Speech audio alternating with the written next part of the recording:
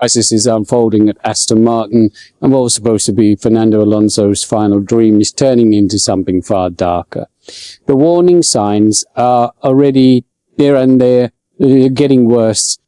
The 2026 season has barely begun, but Aston Martin is already far from expectations. After years of promises, heavy investment and a bold push into the new regulations, the reality is brutal. Engine problems, and inefficient chassis, and a car that has only finished one so far. For Alonso, this is not just a bad start, it's a collapse of belief. On paper, everything looked perfect.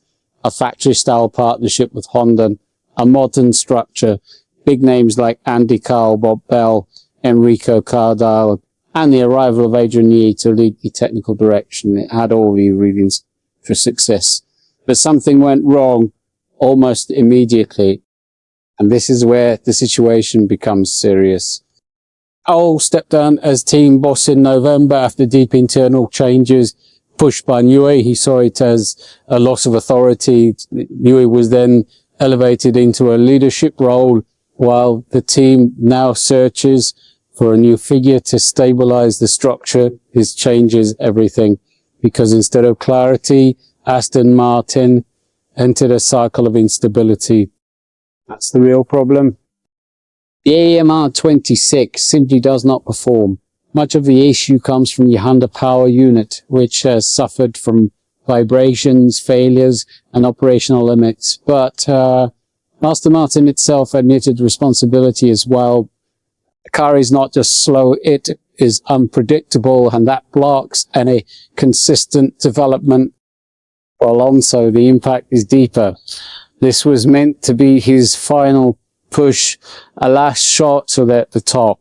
Now it looks like a fragile project, and time is no longer on his side. Unlike earlier in his career, there is no space to rebuild from zero, and it may not stop here.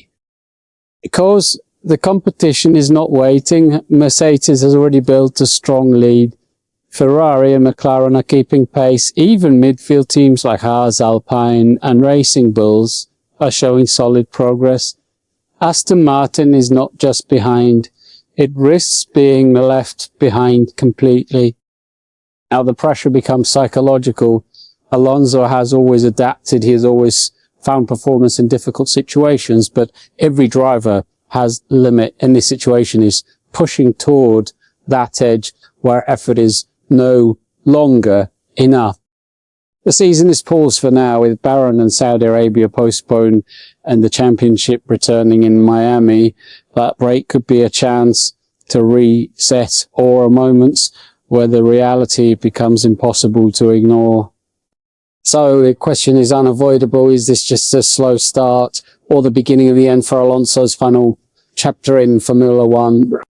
What's your take on this situation? Share your opinion below, and don't forget to subscribe to the channel for more Formula One updates.